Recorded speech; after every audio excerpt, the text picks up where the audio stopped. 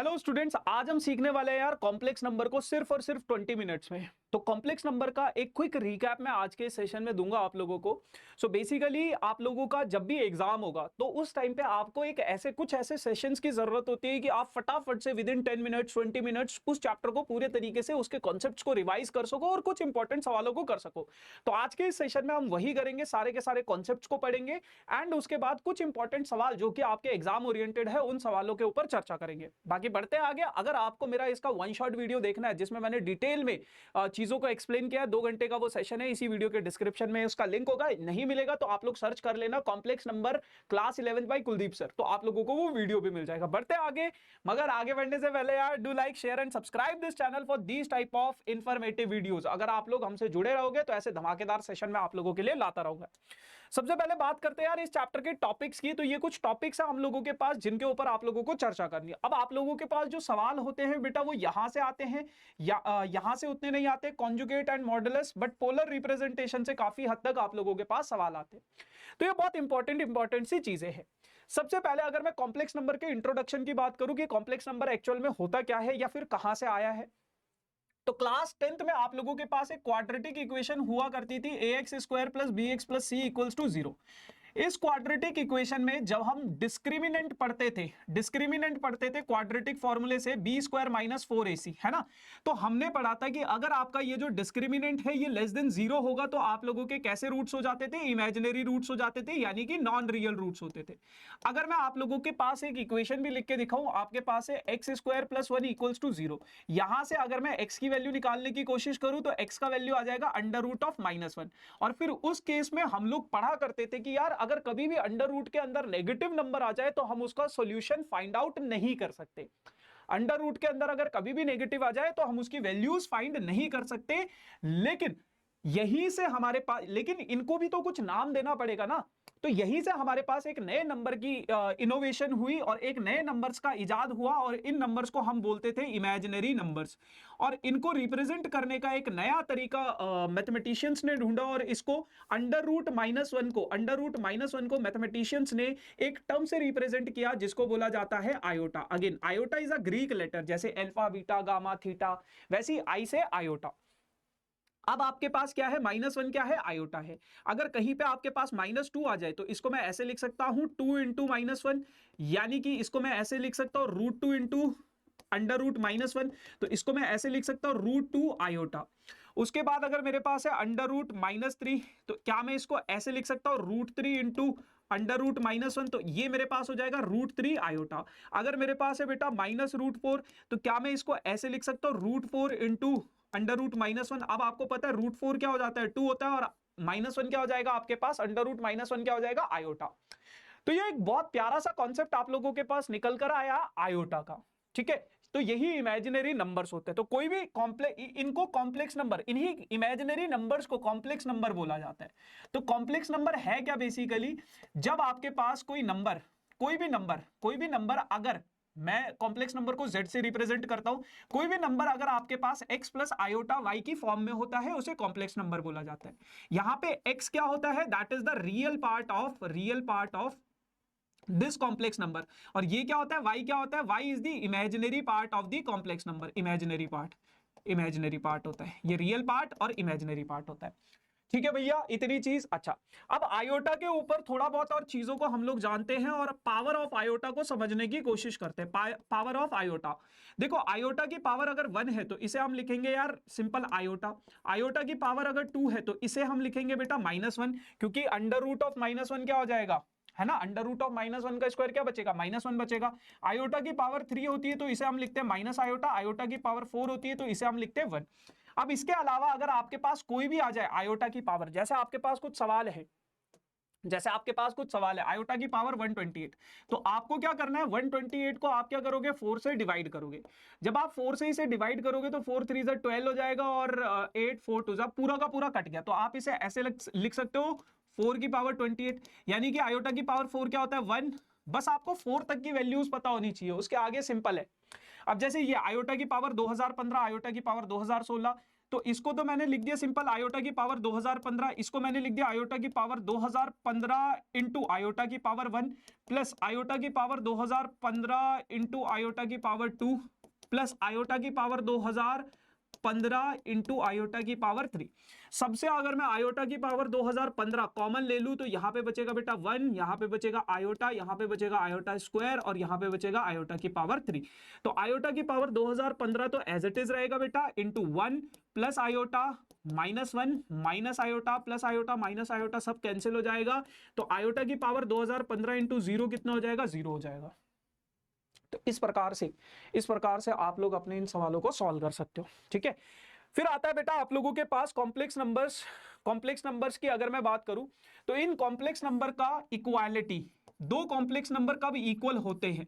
देखो मान लो Z1 और Z2 दो कॉम्प्लेक्स नंबर है, तो अगर रियल पार्ट ऑफ Z1 दोनों कॉम्प्लेक्स नंबर इक्वल है तो इसका मतलब क्या होगा? रियल पार्ट इसका और इसका इक्वल होगा और इमेजिनरी पार्ट जो होगा Z1 का वो इसके इमेजिनरी पार्ट के बराबर होगा।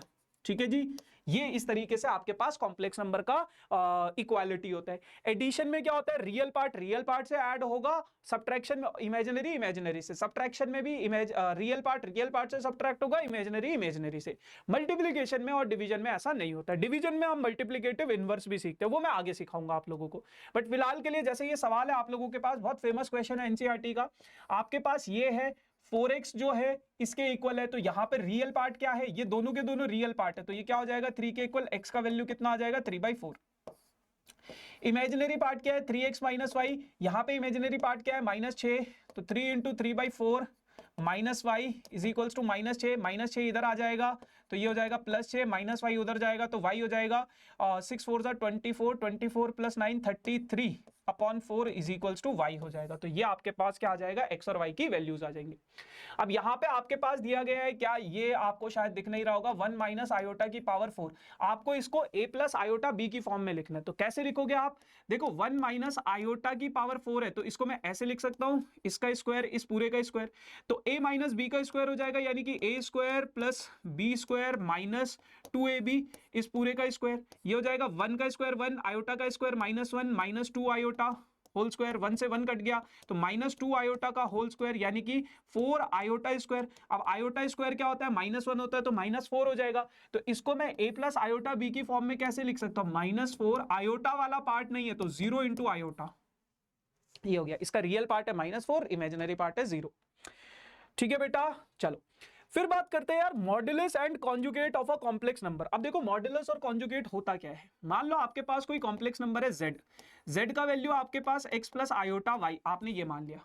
ठीक है, देखो मॉड्यूलस का मतलब क्या होता है? मॉड्यूलस का मतलब होता है, इस तरीके से हम मॉड को रिप्रेजेंट करते हैं, और मॉड्यूलस का मतलब होता है under root of x square plus Y square. ये मॉड्यूलस के इक्वल होता है, ये मॉड्यूलस के इक्वल होता है। कॉन्जुगेट की अगर मैं बात करूं, कॉन्जुगेट को आप ऐसे रिप्रेजेंट करोगे और ये हो जाएगा आपके पास x माइनस आयोटा वाई, ये आपके पास conjugate of a complex number हो गया। ठीक है, देखो आयोटा के आगे जो भी साइन है बस वो साइन चेंज कर दो, आपके पास कॉन्जुगेट मिल जाएगा। ये कॉन्सेप्ट निकले कहां से? बेसिकली तो कॉम्प्लेक्स नंबर है आपके पास x प्लस आयोटा वाई। अगर मैं इसका z इनवर्स ले लूं, यानी कि मल्टीप्लिकेटिव इनवर्स ले लूं, तो मुझे ऐसे लिखना पड़ेगा x प्लस आयोटा वाई। अब जैसे क्लास 10th में 9th में हम लोगों ने पढ़ा था, डिनोमिनेटर में कभी भी कोई आपके पास इरेशनल नंबर आए तो उसका क्या किया जाता है? रेशनलाइजेशन किया जाता है। उसी प्रकार से अगर कभी डिनोमिनेटर में कोई कॉम्प्लेक्स नंबर आ जाए तो उसके कॉन्जुगेट से आप ऊपर भी और उसके कॉन्जुगेट से आप नीचे भी मल्टीप्लाई डिवाइड करोगे। तो अगर मैं ऊपर मल्टीप्लाई करूंगा तो ये तो हो जाएगा x माइनस आयोटा वाई, और डिनोमिनेटर में अगर मैं देखूं तो x plus iota Y into X minus iota Y, यानी कि X square minus iota Y का होल स्क्वायर। अब इसको थोड़ा सा और सॉल्व करेंगे तो x minus iota Y upon X square, iota square करूंगा तो -1 हो जाएगा, माइनस माइनस क्या हो जाएगा? Plus Y.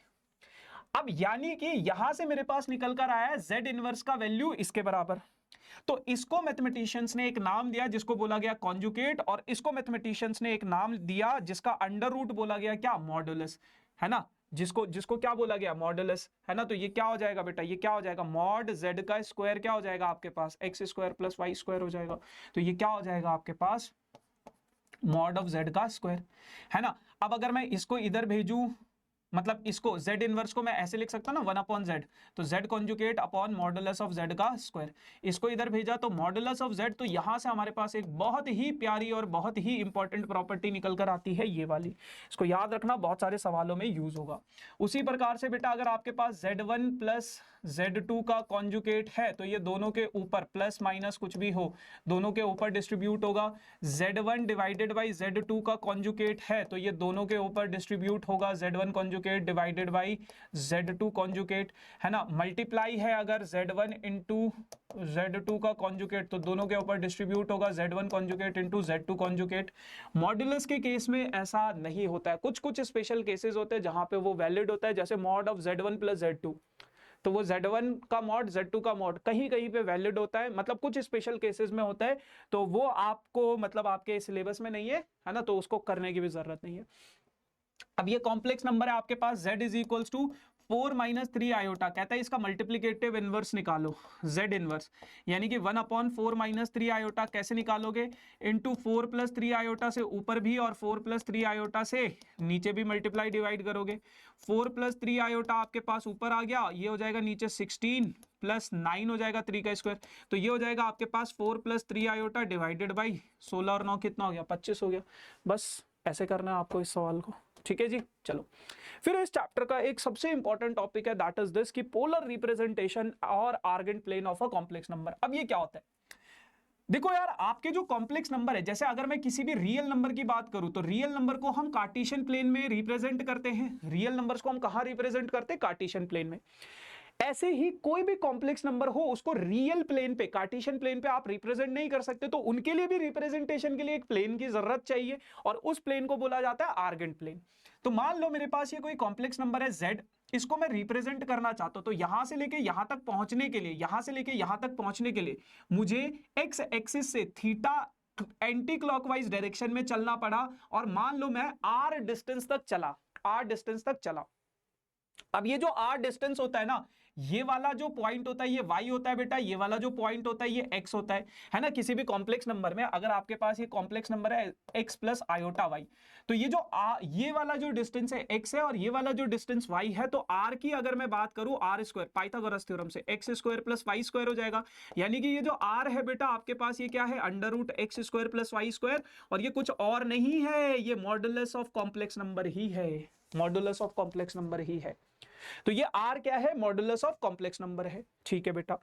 फिर हमें बेटा ट्रिग्नोमेट्री की भी थोड़ी बहुत नॉलेज है, ट्रिग्नोमेट्री की भी थोड़ी बहुत नॉलेज है। अगर ये एंगल थीटा है, अगर ये एंगल थीटा है ना, ये मेरे पास x है, तो क्या मैं ये मेरे पास y है, तो क्या मैं cos थीटा की वैल्यू ये लिख सकता हूं x अपॉन r, है ना, बेस अपॉन हाइपोटेन्यूज, और साइन थीटा की वैल्यू क्या मैं ऐसा लिख सकता हूं y अपॉन r।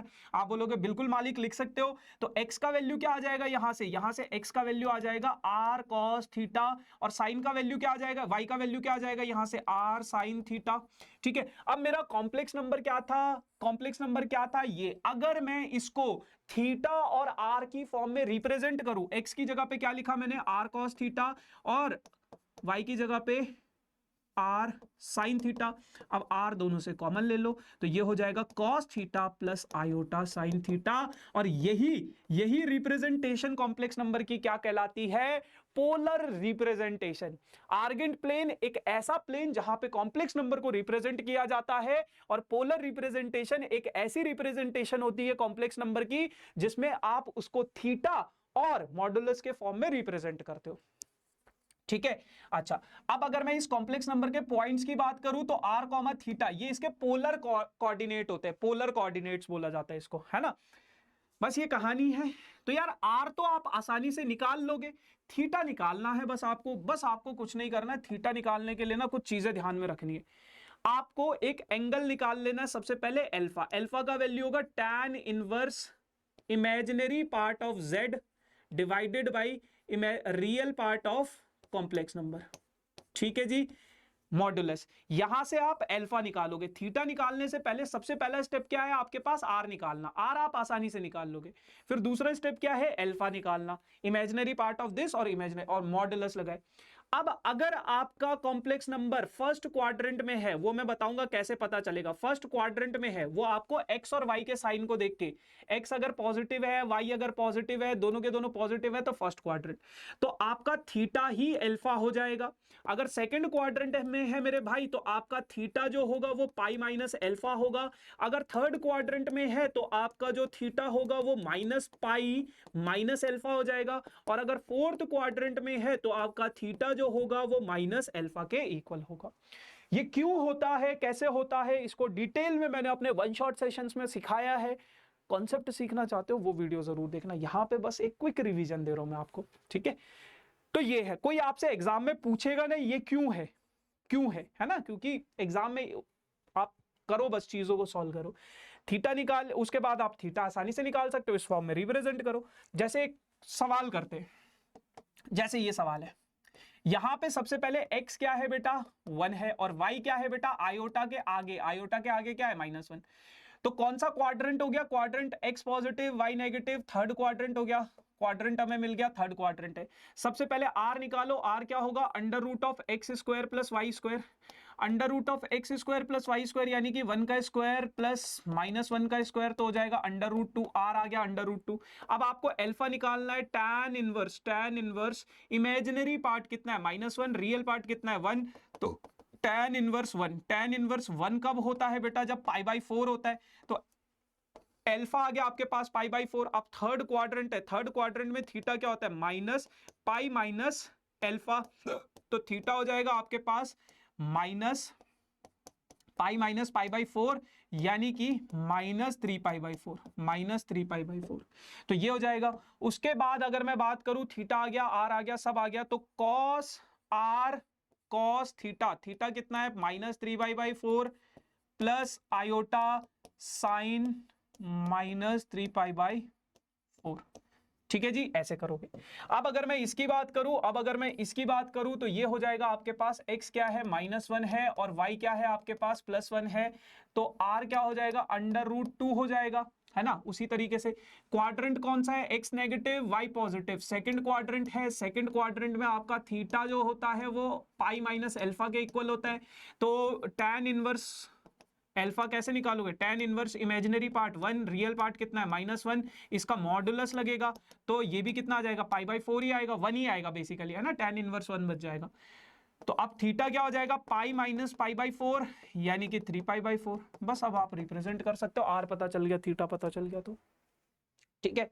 अब कुछ सवाल हैं जो बहुत ज्यादा इंपॉर्टेंट है, आप लोगों के एग्जाम में पूछ लेता है वो कभी कभार, जैसे आपको थीटा की वैल्यू निकालनी है, ये प्योरली रियल है।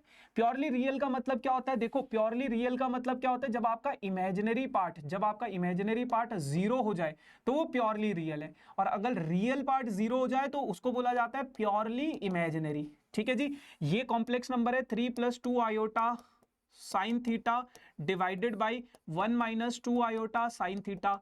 इसको अगर मैं कॉन्जुगेट से ऊपर भी और नीचे भी मल्टीप्लाई डिवाइड कर दूं, 2 आयोटा साइन थीटा, ऊपर भी और नीचे भी मल्टीप्लाई डिवाइड कर दिया, तो ये हो जाएगा 3 × 2 = 6 iota sine theta plus 2 iota sine theta, है ना, और ये हो जाएगा 2 × 2 4 आयोटा स्क्वायर, तो -4 आ जाएगा, -4 साइन स्क्वायर थीटा हो जाएगा, डिवाइडेड बाई डिनोमिनेटर में क्या है आपके पास a स्क्वायर प्लस, क्योंकि माइनस आयोटा स्क्वायर हो जाएगा ना, +4 साइन स्क्वायर थीटा, तो ये हो जाएगा आपके पास 3 - 4 साइन स्क्वायर थीटा। ये बिल्कुल रियल पार्ट है, ये बिल्कुल रियल पार्ट है ना, ये बिल्कुल रियल पार्ट है, और इन दोनों को ऐड करूंगा तो 8 iota sine theta divided by, ये डिवाइड वाला तो दोनों के नीचे आएगा ना, ये आपका इमेजिनरी पार्ट है। तो उसने बोला प्योरली रियल, प्योरली रियल के लिए ये 0 के इक्वल होना चाहिए। अब अगर मैं इसको 0 के इक्वल रखूंगा तो 8 आयोटा साइन थीटा क्या हो जाएगा 0 के बराबर, ये इधर आएगा 0 से मल्टीप्लाई, है ना, तो इसका मतलब क्या हो जाएगा साइन थीटा क्या हो जाएगा 0 के इक्वल।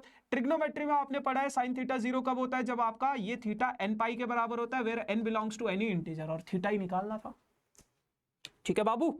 चल सवाल है, बहुत प्यारा सा सवाल है, आपको इसको सॉल्व करना है, ठीक है। अल्फा और बीटा दो कॉम्प्लेक्स नंबर है, इसकी वैल्यू निकालनी है आपको। तो आपको एक आइडेंटिटी पता है कि z conjugate, z into Z conjugate जो होता है वो मॉडुलस ऑफ z के स्क्वायर के बराबर होता है। तो अगर आपको इसकी वैल्यू निकालनी है beta minus alpha upon 1 minus alpha conjugate beta, इसके मॉडुलस का स्क्वायर निकालना है। तो आपको क्या करना है, ये एक कॉम्प्लेक्स नंबर है आपके पास, ये कॉम्प्लेक्स नंबर है ना, इसके कॉन्जुगेट से इसको मल्टीप्लाई कर दो, इसके कॉन्जुगेट, इसका स्क्वायर किसके बराबर हो जाएगा, इसके कॉन्जुगेट से जब आप इसको मल्टीप्लाई करोगे, कॉन्जुगेट का मतलब क्या होगा, क्या होगा, क्या होगा, क्या होगा, इसका मतलब होगा कि ये जो कॉन्जुगेट है बीटा के ऊपर भी आएगा, अल्फा के ऊपर भी आएगा, 1 के ऊपर तो कोई फर्क नहीं पड़ेगा, अल्फा कॉन्जुगेट का कॉन्जुगेट तो वापस से अल्फा मिल जाएगा, बीटा कॉन्जुगेट। तो ये हो जाएगा, अब आपके पास इनको मल्टीप्लाई करूंगा, beta into beta conjugate minus beta into alpha conjugate minus alpha into beta conjugate minus minus plus alpha into alpha conjugate divided by 1 minus alpha conjugate, ये तो अल्फा हो जाएगा, alpha beta conjugate minus alpha conjugate beta minus minus plus alpha into alpha conjugate into beta conjugate. अब थोड़ा सा अगर मैं ध्यान से देखूं तो ये क्या है, बीटा इंटू बीटा कॉन्जुगेट यानी कि मॉडुलस ऑफ बीटा का स्क्वायर माइनस अल्फा कॉन्जुगेट को आगे लिखा, बीटा को पीछे लिखा, माइनस अल्फा बीटा कॉन्जुगेट एक साथ लिखा, plus alpha into alpha modulus का स्क्वायर। ये ऐसे ही यहां नीचे 1 इस वाले को आगे लिखा, minus alpha conjugate beta minus alpha beta conjugate plus alpha into alpha conjugate क्या हो जाएगा, mod of alpha square mod of beta square. अब मॉड बीटा का वैल्यू क्या है 1, तो ये ऊपर हो गया आपके पास ये minus alpha beta conjugate plus modulus of alpha का square 1 minus alpha conjugate beta minus alpha beta conjugate, है ना, और ये हो जाएगा अल्फा मॉड का स्क्वायर, क्योंकि मॉड ऑफ बीटा क्या है 1 है तो वो कट जाएगा, तो ये आ जाएगा आपके पास 1। ये किसकी वैल्यू बेटा, इसके मॉड के स्क्वायर की, तो beta minus alpha divided by 1 minus alpha conjugate beta, इसकी वैल्यू कितनी हो जाएगी, अंडर रूट ऑफ 1, और under root of 1 plus 1 minus 1 दोनों होता है, लेकिन मॉड में हम क्या लेते हैं, सिर्फ पॉजिटिव 1, तो इसका आंसर आ जाएगा आपके पास पॉजिटिव 1। ठीक है भैया, तो इस प्रकार से आप लोग सॉल्व करोगे। बाकी एक ये सवाल है आप लोगों के पास, ये आपका होमवर्क क्वेश्चन है, आराम से करना है इसको, है ना, ठीक है जी। कमेंट सेक्शन में आंसर जरूर बताना। बाकी do like share and subscribe this channel for these type of amazing videos. Subscribe जरूर करना। Thank you so much, tata bye bye.